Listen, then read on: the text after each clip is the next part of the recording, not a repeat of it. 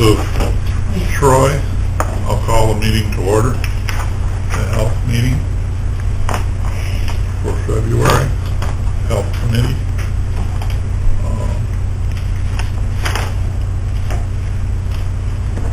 Are there any public comments?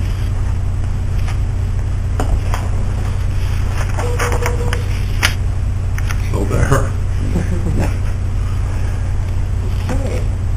Agency reports. What am I doing here? I guess we don't have anybody other than Health Department, correct? Okay. Let's go to the Iroquois County Public Health Department. Okay, thank you. The handouts I gave you, the first one is so grants and contracts up top. And what I had given you previously at all the other meetings was a comparison of the 4 Iroquois Public Health Department grants and then the fiscal year 15 Iroquois County Public Health Department grants. This is a little bit different this time. What I gave you was our fiscal year 15 grants, and then you'll see that we already have started applying for some fiscal year 15 grants. Those grants, most of them are IDPH grants, and they won't go into effect until July 1st of 15, and they run through June 30th of 2016. But we've already had to submit a couple of those. The local health protection grant we submitted on January 26th is due at the state by February 20th, so we want to make sure we got that in plenty of time in case they ask for any revisions. You can see that the amount for the local health protection grant has remained unchanged. I know that the Illinois Public Health Administrators Association is lobbying the legislature for an increase in local health protection grant funding, but we'll see how that goes. The other one is the TANI grant, which was, a very small grant for $800. That one, we are still waiting on approval on. And then the last one on the back page is the Child and Adult Care Food Program, and that's a new grant that we've not had before. But we did submit a grant application through eGrants, which is the state granting system, in case we have any child or adult daycare food, programs in the area that need food inspections. And it's a fee for service.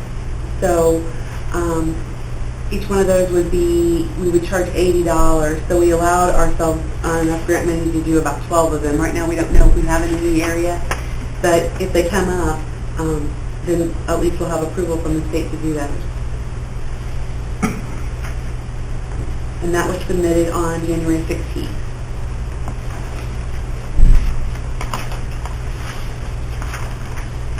So every month as we apply for these grants going forward, I'll keep you updated on what those grant amounts are and what we've applied for. The second handout that I gave you was the summary report that just gives a count of all of the services that we've been doing. Last month I went over that in a little bit of detail, but this month I think I'll just let you read through it. Last month you had asked some questions regarding what we look for when we do inspections through the Environmental Health Department. So I asked if you would like for Mr. Iman to come, and you indicated that you would. So he is going to be doing a little presentation for you to help everyone have a better understanding of what environmental health does when they go out to do all these things. Yeah, on this summary report, we did add the garbage truck inspections, which Carrie's been doing, and I'll let him talk about that with you when he's going through his PowerPoint. But we've added that onto the summary report as well. I have another one of my questions. That's okay. The jail program, it says that you assess inmates. What are you assessing them for? We do any inmate that is going to be housed at the Iroquois County Jail for any length of time. we have a nurse that goes over, typically, routinely, she goes over every Friday morning, and she fills out a history and physical on that inmate, checks their blood pressure, makes sure that if there's someone who's been on medications, that the medication that they brought to jail with them was appropriate. She goes through any medical needs that they might have, and fills out, a history on that person. And then we also are available anytime that they have a medical issue arise with an inmate who's being housed at the Iroquois County Jail, and they call us and we go over. Thank you.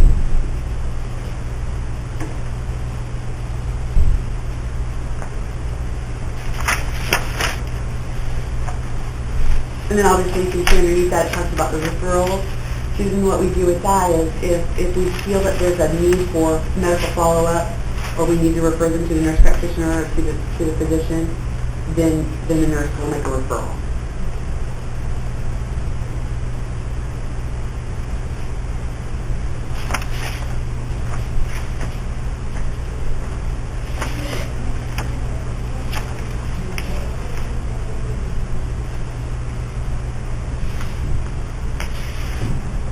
On tobacco compliance inspections, what are you looking for? Or how do they? Compliance inspections, if you look at the same number of food inspections, These So- are doing they're, when they're there, they're looking to see if there's smoking going on.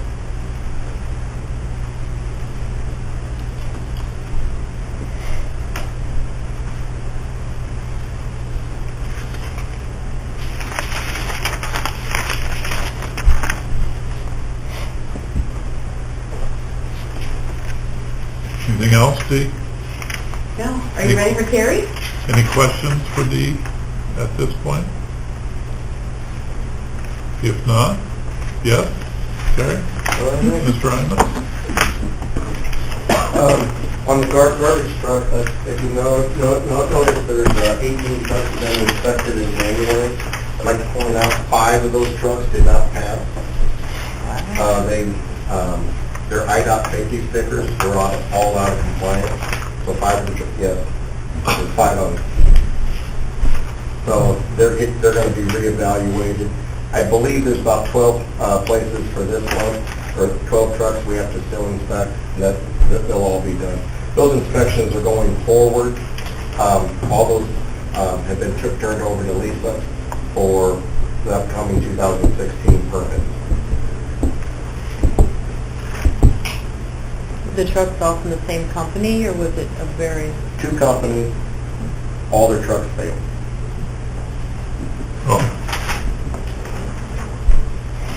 Terry, is that just an annual inspection of yours? Of mine? Yeah. Yes.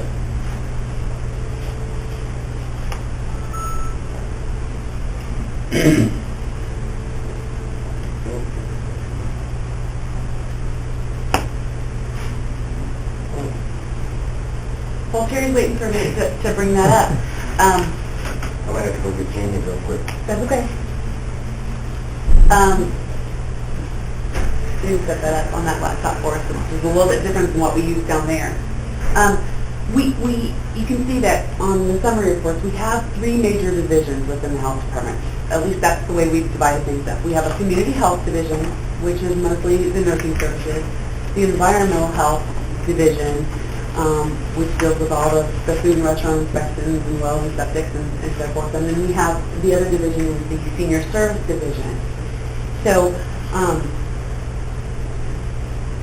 if there's ever a time where this committee would like to have more information from the community health division or the senior service division as well, we'd be happy to do that.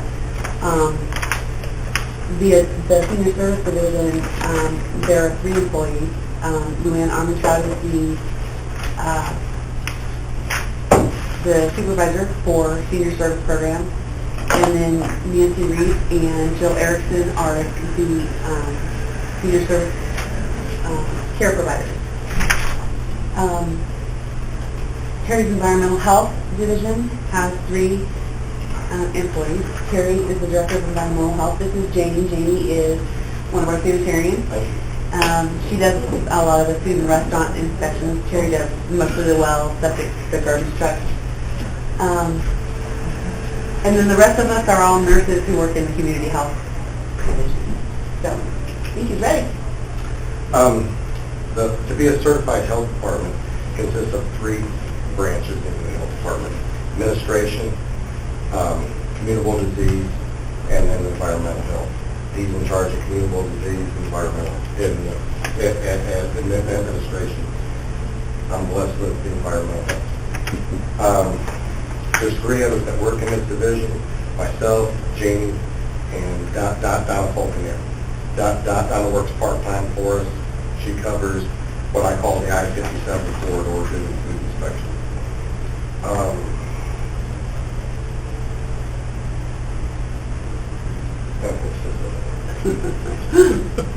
Fell asleep too again.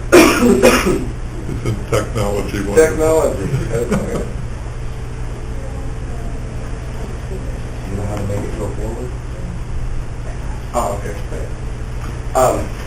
The goal for the environmental health is to protect every citizen in Iroquois County pertaining to food, water, and sewage. Which one did you hit? That one. The major programs in environmental health is food protection, potable water, private sewage disposal.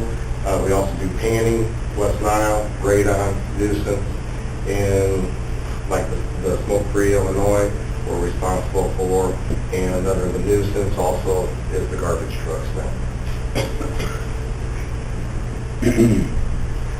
The requirements to be a licensed environmental health practitioner: you have to have a bachelor's degree, 30 semester hours in environmental health, and you have to pass an examination to be a licensed environmental health practitioner. That's the license that I have. Jamie works under mine as an in-training person. She has 3 years to take her exam, and then she'll be a licensed environmental health practitioner. The goal for the food program: protect every citizen in Iroquois County from foodborne illness by enforcing the Iroquois County food ordinance, as well as the Illinois Department of Public Health Sanitation Code. The food places are broken down into 3 categories: high, medium, and low. Category 1 is your high-risk establishment. Basically, in a nutshell, the high-risk establishments have complex foods. The main thing is they make stuff like chili, for example, and then they cool it down and then reserve it the next day. That's high risk. Medium risk, in the high risk establishment, example that would be a full restaurant. Category 2, they can maintain the food for less than 12 hours, but there's no hot to cold, back to hot again. Examples would be your fast food chains, McDonald's, Burger King, Hardee's, that type of stuff. Low risk categories, category 3s, that's like your convenience stores and your small bars that just serve the tombstone pizzas. There's no food preparation. It's like in the bars, it's frozen commercial pizza or a hot dog, and then that's it for that part. If anybody has any questions, don't hesitate to stop me. Here's a few examples that we've seen out in the field. My favorite of this, I'm sorry about this, is the one on the right. If you look at the trash can, and then there's the tongs that they use to take whatever food item, like French fries out of the front. You can't make this stuff up. These are just a few that we've had. The one on the left is the restroom. All the boxes, that's alcohol that's in them. It's not supposed to be in the restroom. The one that I found interesting, there's no TP there. Plus, there's notice the toilet hasn't been flushed. The bottom one on the left is a dirty deep fat fryer. Just a few that we picked up. Here's a few more. The one in the center up top, scratched up cut cutting boards, they hold bacteria, as you can tell with all the food debris in there. The one on the bottom, that's a mop sink that's supposed to clean your floors. Doesn't look like it's been used in a while. Actually, that one wasn't even hooked up. The one on the left, that came out of a bar. And the one on the right is a walk-in cooler. They got food stored, like raw chicken. I think actually what's below it is produce. And we had more in that cooler for cross-contamination. And you're probably wondering how this gets so bad.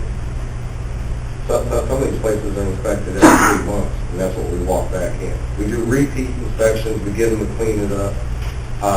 Now for the criticals, and I think there's a slide that talks about that, we have the new, in the ordinance now, we charge $200 for repeat criticals. So far this January, we've had 4 places that had to pay the $200. And I gave everybody the break going from Fort Iroquois to Iroquois. We started the criticals July 1st. So those are the only ones counted. And so for January, we've had 4 that had to pay. Did they know you were coming? For any of these? For these? No, all of them are unannounced inspections. The only time they ever know that we're coming is like the opening inspection or like on a repeat. For example, let's say there's no criticals, but the place looks like the place up in the upper left. We'll give them like 5 days to clean this big side up, and then we'll be back. They know we're coming back.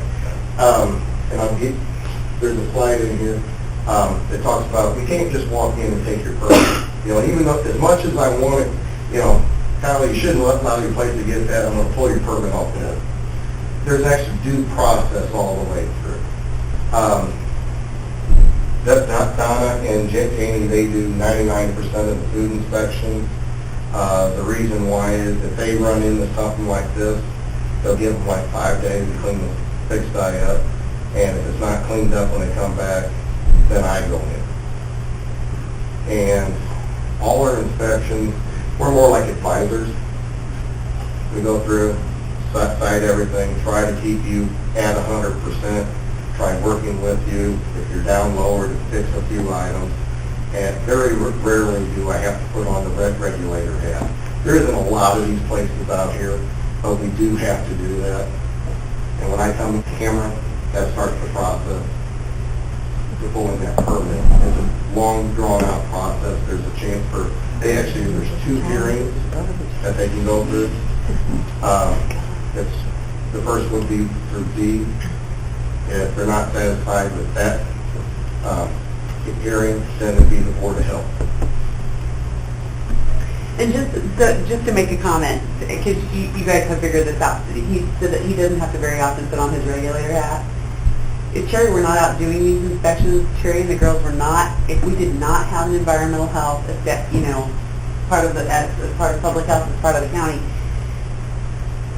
these restaurants keep these places clean because they know we're going to come out 2 or 3 times a year. Can you imagine what it would be like if no one were out there regulating this? And can you imagine the amount of foodborne illnesses that we would see? It would be back in the 40s and 50s where, you had all these people who had diarrhea all the time from eating in restaurants. It would be detrimental to the health of the county residents. Now, most of the establishments, Kyle, they know about what month we're coming because they're all set. That's what I'm getting at. That's that lazy they can't figure out that they're coming. We better. Thursday afternoon for the fair. I know it. Head on straight.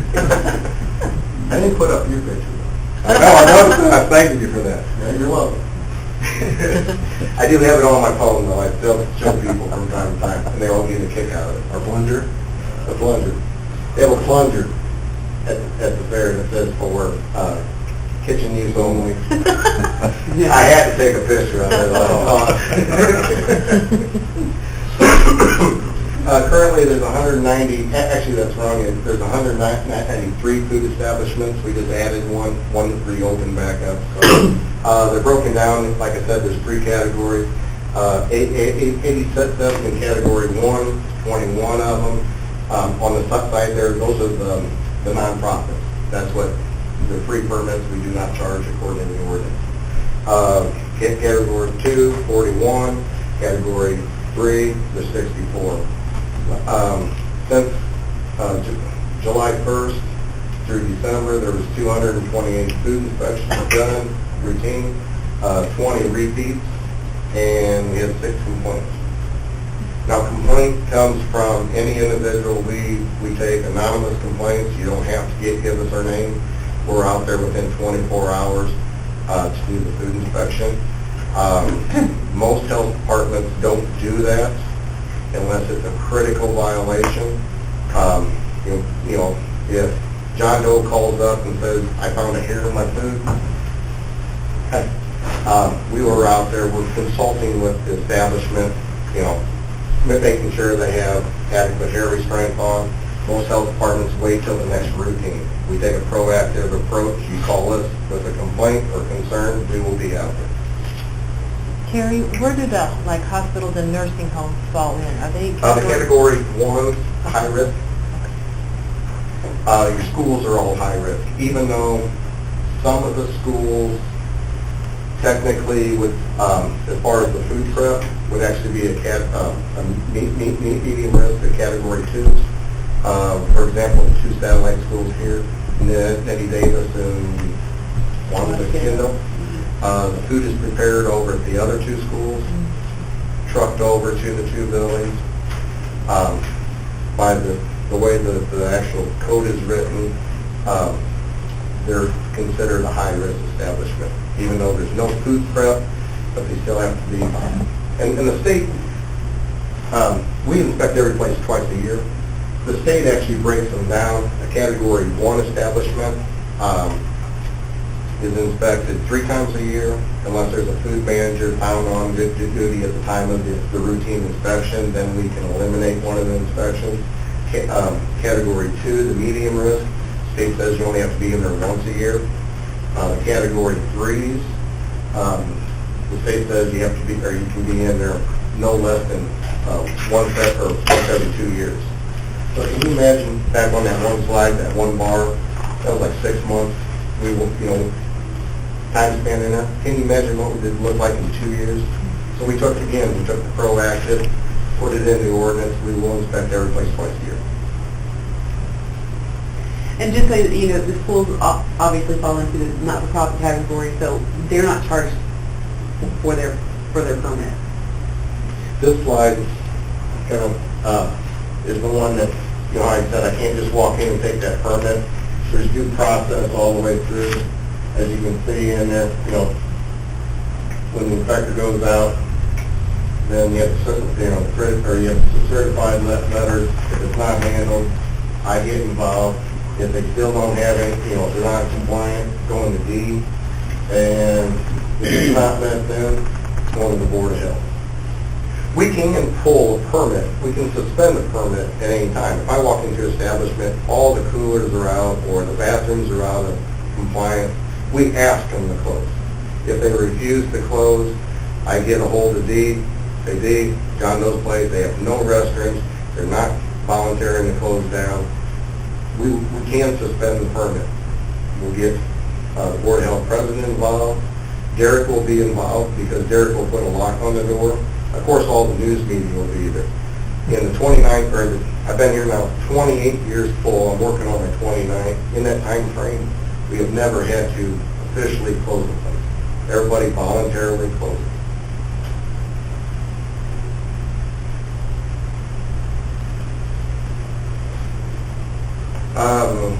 A lot of times, especially this time of year, there's a lot of boil orders. You hear them on the radio. The establishments, you know, at home you can boil your drinking water. The food establishments, they cannot use that water for anything other than mopping the floors and flushing the toilets. The guidelines are put on the back of the food permits. If we do get a boil order, We've got them on Saturday, Sunday. We contact every food establishment to make sure that they've been notified to abide by the rules. We do go out ever so often, do compliance checks to make sure they're doing it by the rules.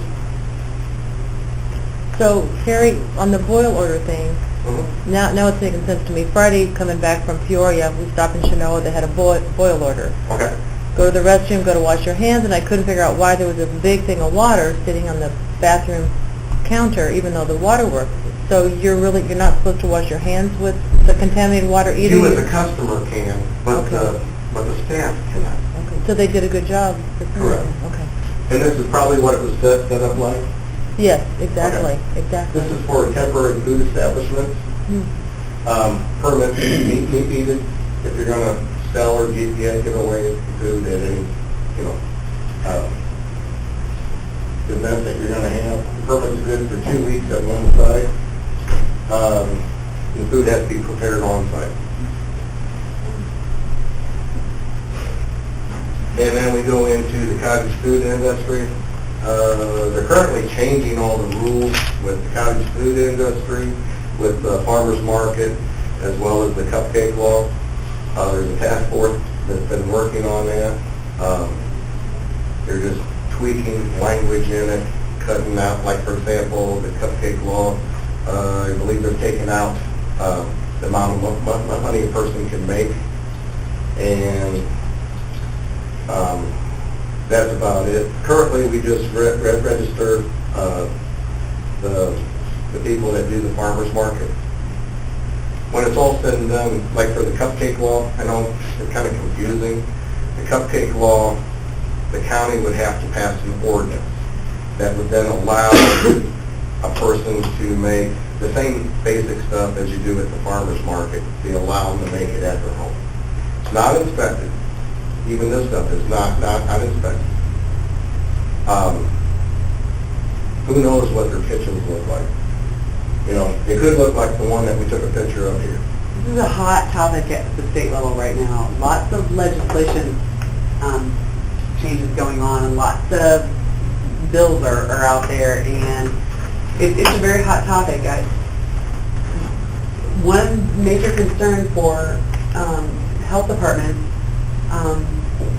is that if they start, with all the new raw milk laws and the cupcake laws, health departments in general were made out to be the bad guys.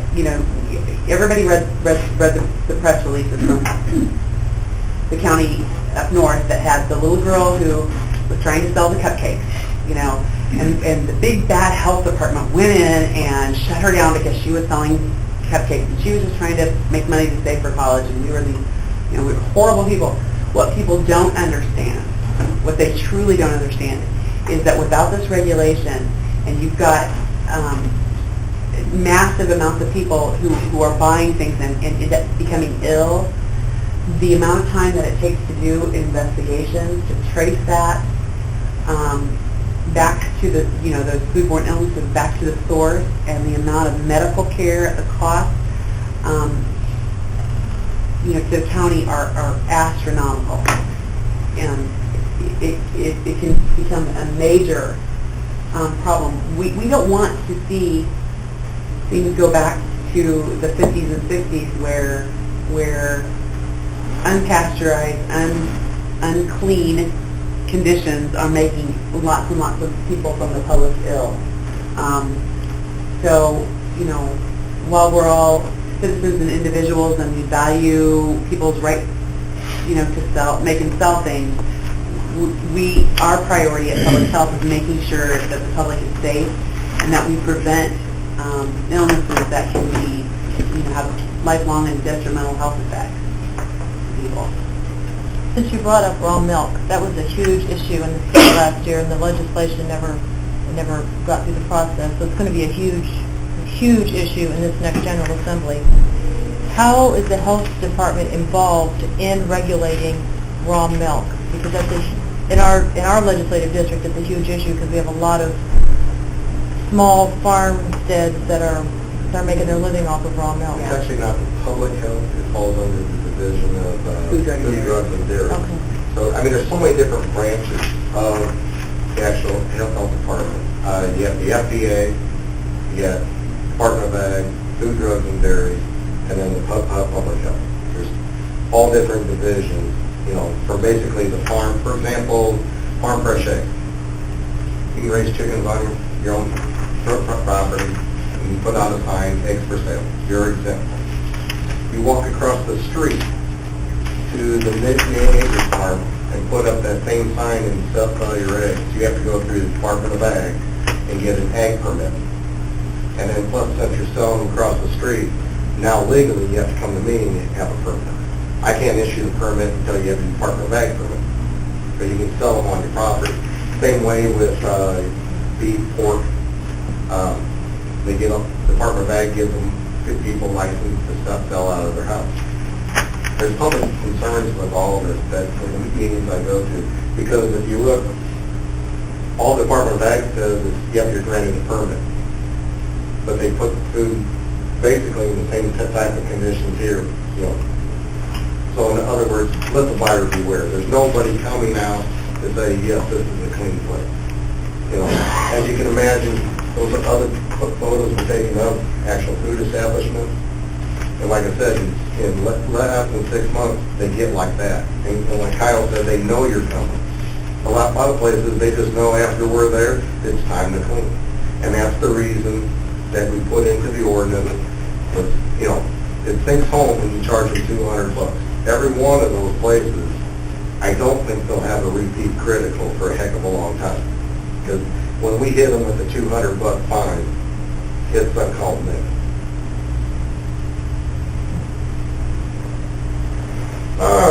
When you're out to eat, most people, you know, the old saying is if the bathroom's clean, like the one on the lower left, it's a safe place to eat.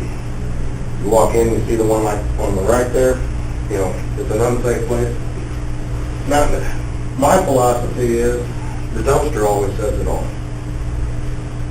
At the dumpster, if that area is clean, spotless, you have a food establishment that is top notch. I mean, everything is working inside. They have, you know, clean standards that are high. The food temperatures would be high compared to, you know, because the last thing you're going to look at is the dumpster at your place. You have the one on the right. You do see that out there quite often.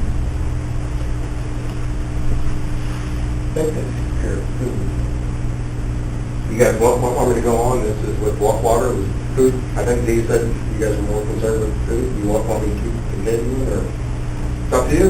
Go ahead. All right.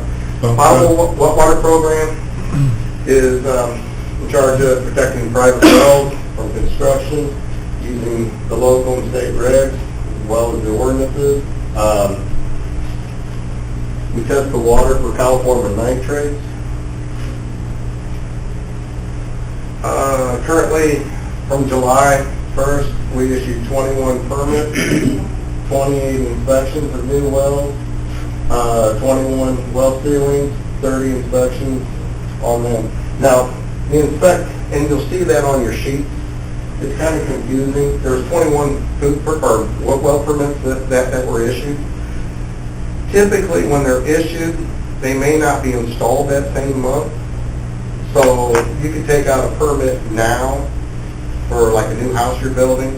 You may not have the well driller drill the well till this fall.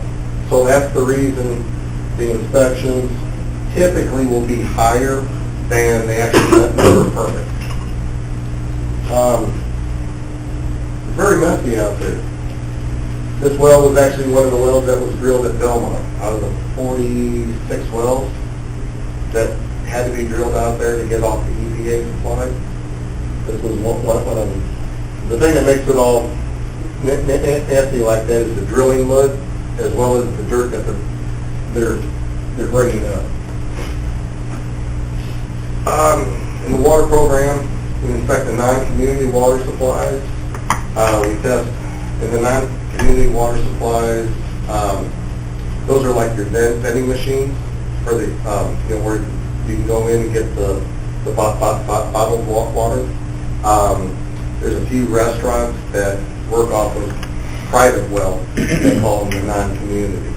I think we have 31 in Iroquois County at this time. We test private wells.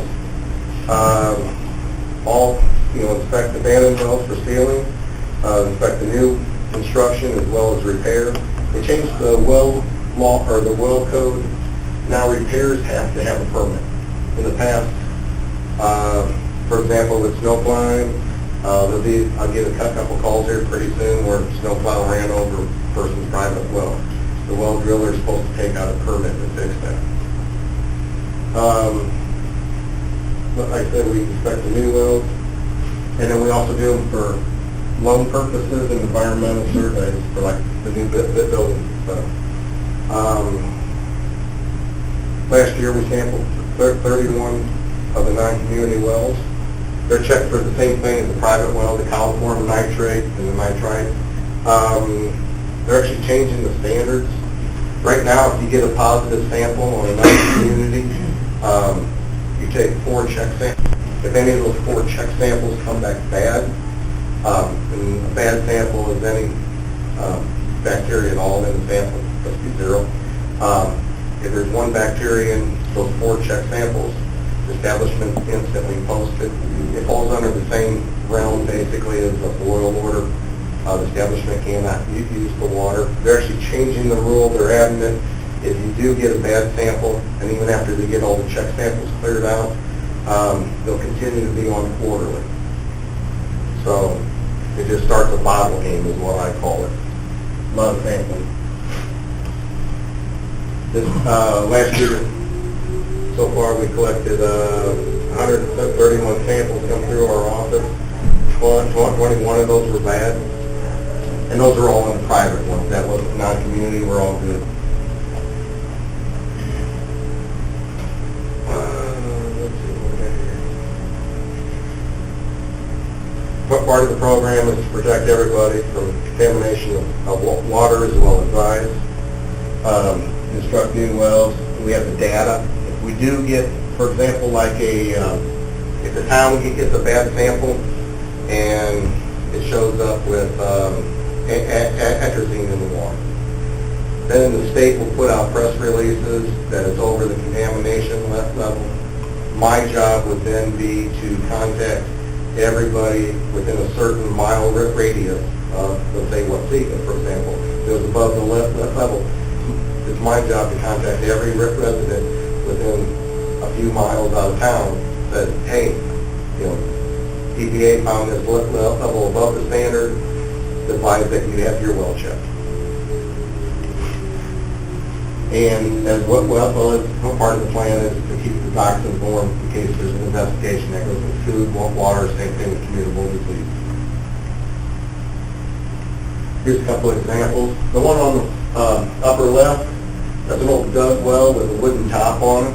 It's not on an old farm site. Some kid could be out there horsing around, step on it, fall in. The one right next to it is actually the well itself. And down about 15 foot is where the water level is. That well, I don't know if it was sealed. It was sent to the Ford County State Attorney to take action against the landlord or the landowner to get fixed. So I don't know if it ever got done.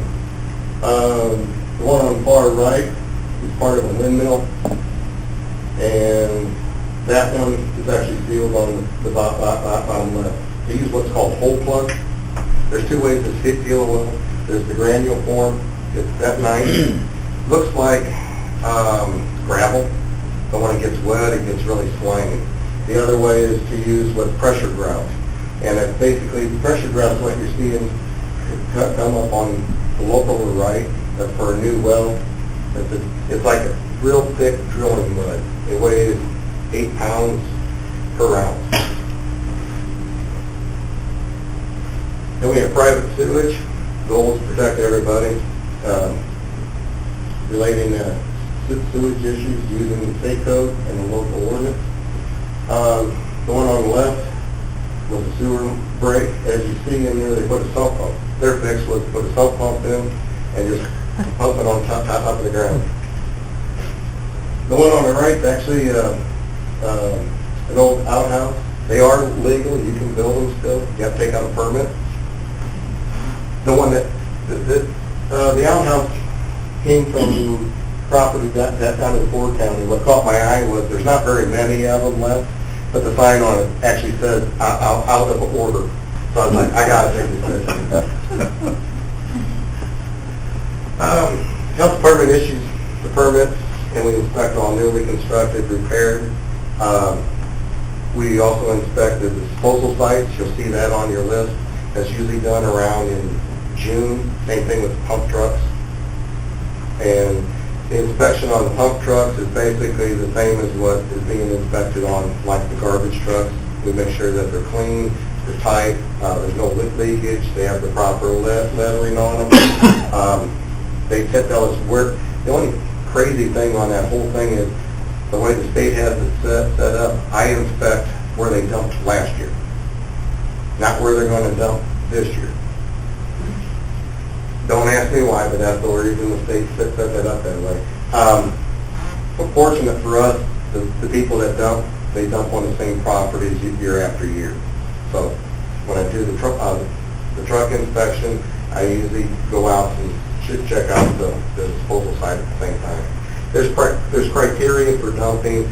They have to be going, I believe it's 3 miles an hour when they start spreading. There's 2 ways to spread.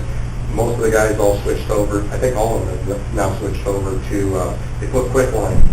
They have to get the pH of the sewage up to above 13. And you can actually walk behind the sewage trucks now. You don't smell the sewage at all. You know, I think the only complaint that we ever get anymore is always on the ag department guys with, chicken manure.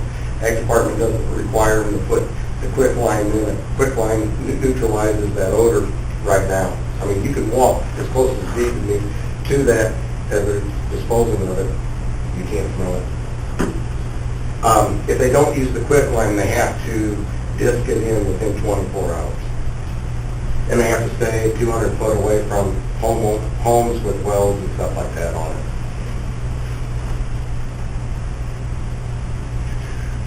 Last year we issued 28 permits, and as you can tell, again, there's 45 inspections. A lot of times, like I said, the permit's taken out, then they put the system in at a later time.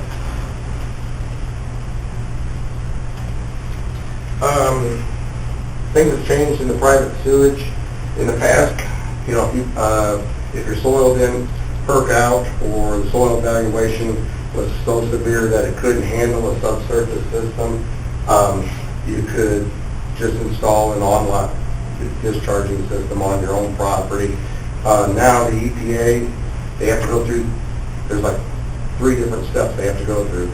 Now, first thing you do is you do the soil evaluation. If it's determined by that you cannot fit your subsurface system on your property, then you have to hire an individual who's a consultant. And he comes up, or she comes up and says, yep, Terry, you're right, and the contractor, you're right. There's nothing else will fit. They have to apply to the EPA to get an MPDES permit. They also have to go through an engineer to make sure, because that's in our either in the ordinance or it's in our policy, to make sure that the criteria for discharging into that ditch meet the EPA standards. And what the standard is for discharge is like a 5-year low or 7-year drought, a 5-year low on the water rate going in that ditch. Most farm ditches do not qualify because they dry up, especially in the drought years.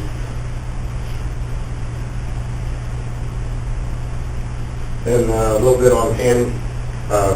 We also, hopefully one of these days, will be back inspecting the tanning facilities. Currently, since July, the tanning facilities have not been inspected. We don't have the grant for it. It's a fee-for-service grant. So they're not being looked at. The state's supposed to be doing it, but that's not going to happen. They release the money.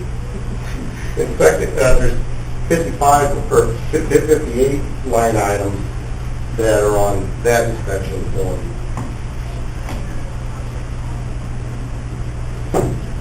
Then it brings us into West Nile. We get grant money, and part of it's pass-through money. We hand out larvicide to any of the communities that want to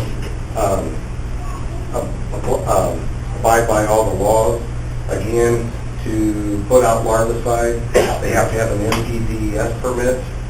They'll give us a copy of that, as well as they have to have a license to place the larvicide out there. We keep a license here. We're approved with the EPA. We have that permit, as well as once a year we go for a 1 hour. I call it don't eat the larvicide. You have to go for a 1 hour training. This slide just talks about the health effects of West Nile.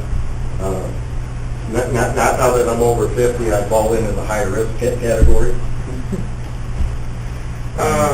This one, through that grant, we collect mosquitoes. Picture on the upper right, that's called a gravitrap. We simulate the West Nile mosquito, Purelex mosquito, like stagnant breeding areas. It's typically smelly water they like. They'll breed in a pop can. You throw a pop can out of your car, going that down the road, it gets water in it. Eventually, it's more likely the Purelex mosquito will find it and lay its eggs there. We simulate that with, we use rabbit seed and water. They get to smelling really nasty. We collect them 3 days a week during June, July, and August through part of September. The hardest part about that is counting the mosquitoes. You have to physically bring them back. We have a freezer back there. We stick them in, you freeze them, and once they're dead, you pull out the tweezers, you lay them all on the table, and you start counting. And you pull out the Purelex mosquitoes. You'll catch the floodwater mosquitoes, but we're pulling out the Purelex, and we count them up to 50, and then we run them through this solution and see if there's a positive. If there's a positive, then there'll be a news release go out that there's positive in that area. We also collect birds, and I think that's the next slide. We ask the public to collect birds. They typically allow us 5 specimens a year. This year we didn't have any positives. I remember searching that. With the birds, typically you'll see a positive bird, and that bird could have flew in from Kankakee. Just happened to die in Iroquois County, but it's counted as a positive for Iroquois. That just means there's it's like the other people who put out the warnings in the launch. That's the first part of it. We got a bird positive in Waukegan, for example. That means we got the bird, we don't know where it came from. If you get a positive on the mosquito patch, that means it's in that area. Right now, we've been checking the same 2 spots. We stay centrally in Iroquois County. One's in Milford, and the other spot we check is in Cicely Park. Brings us into radon. Protect every resident from exposure of radon. Radon is tasteless, colorless, odorless gas. The action level is 4 picocuries per liter. As you see there is no safe level of radon. The EPA sets the 4 picocuries as the standard. That is what you breathe outside. The number 1 cause of lung cancer for non-smokers. Second leading cause of lung cancer among smokers. And back last year when the slide was made, as you can see, there's a lot of cases just associated with it.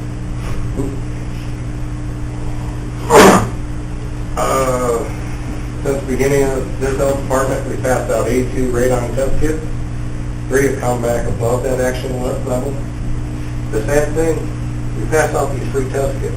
It doesn't even cost them anything to set it in. They say, yes, good idea, want to do it, but they forget to mail the test kit.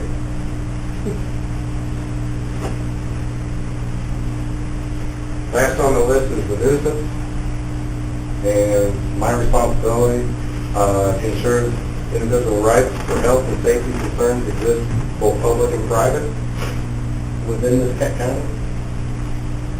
There's some photos that we've taken over the years. And you can see there's quite a bit of trash out there. Last month, I was asked to come and talk to planning and zoning about 3 properties. I think the one on the far upper left corner actually was one of those properties. That one on the far bottom, that was the house that was started. As you can see, they didn't get very far. There's about 2.5 feet of water in it. That was in a subdivision. That one actually came out of Fort County. Finally got the guy to put a floor on it so at least no kid could fall in it. There's all kinds of frogs in there, everything else. And the sad thing is I couldn't even put the larvicide in it because the frogs were protected. Part of that thing back with the larviciding, if there's a roadside ditch with water in it, they have that EPA permit, so it's over covered. However, I have to go through what's called the NARCAP system, which is you have to let the DNR know where you're wanting to place it. They check it for any endangered species. If any show up, you can't put the larvicide out. That's it. Thank you. It's a fun job. There's something new every day. Terry, where is your favorite place to go for lunch? Yeah, well, everybody asks that, you know, where's They're all picky. They all have their own concerns, okay? And you could have, you know, like when we talked about doing the ordinance, there was talk at one point about putting grades, A, B, and C. You could have an A-rated place that you walk in and the refrigeration isn't working. That is critical. I mean, you're going to make somebody sick. Guess what? The score would still be an A. We have no passing score. I made it that way. Because if I walk into your establishment, your refrigeration's down, you don't have enough refrigeration, I can go to D and say, D, we're suspending it. It makes it a heck of a lot easier than saying, but Terry, he got an A. No, you don't have refrigeration. You got to get the refrigeration.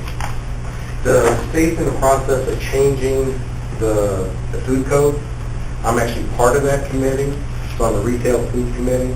It's a sub-branch of one of the state things they're looking into changing everything. It'll be changing about, I'm guessing it'll be done by 2016. Currently there's a 45 line item that we check off. It's going to a 57 line item. Instead of 1 code book, it's going to 2 code books. It's getting very complicated. As everything is. As everything is. Just like I said, they changed the well code, they changed the sewage code. You know, it's not little changes, it's major changes. It's all science driven. The food code industry actually asked for it. Part of it that I personally didn't care for in it, and I fought for, was for and it deals more with the big chain grocery stores. They're making it departmentized. You know how right now we have the repeat critical? Well, the new food code will have, it's 2 parts, and you get dinged for your criticals up top. They're called something different. I can't remember it off the top of my head. And then there's a bottom part. You mark something on the bottom, it's definitely going to be marked up top. But they're having, if you have 6 criticals up top, it's called, and you have 11 repeats, then your permit's automatically going to be full. The big food chains, they got it so that it's by department. So I'll pick on like Walmart, for example. Walmart, this one that doesn't, but some Walmarts, they have a meat department, and when they say department has to stand by itself. It has to have its own street department sink, hand washing sink. So like, if you have a meat department, that's going to be one permit. The produce department, second permit. The bakery department, the third one. And then the grocery department. So that overall score, if you lumped it all together with it, close the establishment, no, you're going to see the bakery department go out. To me, it should be the whole store. They wanted it that way. They don't care if you charge more per each individual permit. They just want to keep the whole thing open. Because at health-wise, that whole establishment as a whole may fail. They wanted, and they won.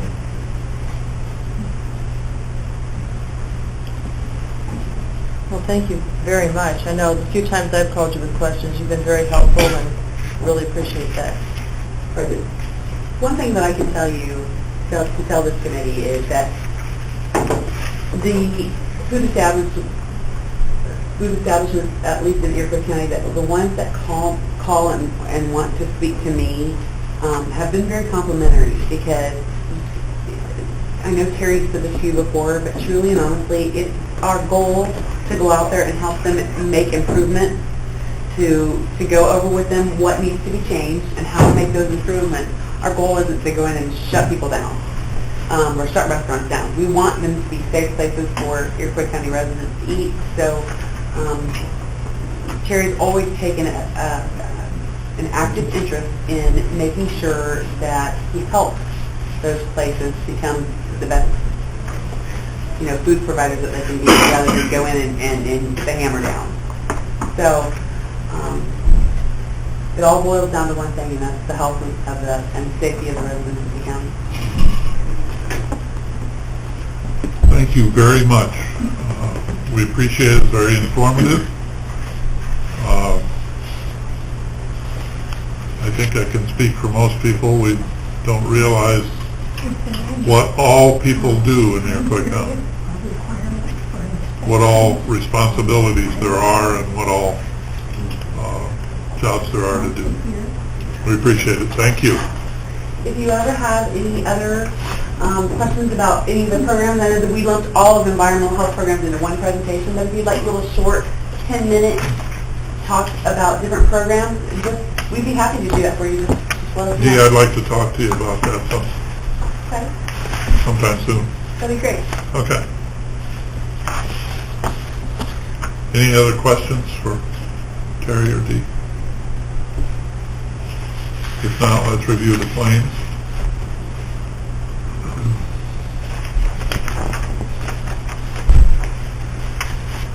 Any questions or concerns, observations? I would entertain a motion. So moved, Brett. And a second?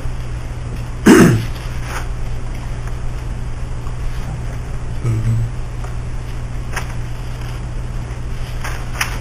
Any further discussion on the claims? If not, all in favor say aye. Aye. Opposed, say no. Motion passed. Any old business? Any new business? Kyle? We still have one vacancy on the health board. There's going to be 3 up for appointment next week, but if any of the board members have somebody that they think would be a good candidate, let me know. If not, we'll go. I have one, but she's about 2 blocks north of the county line. I'd like to keep them in Iroquois County, but if not, I'll go that route. That's it. Okay. Keep that in mind. Get a hold of Kyle. Any other new business? Motion to adjourn? So moved. Susan? Second. Jeff? All in favor say aye. Opposed say no. Motion passed.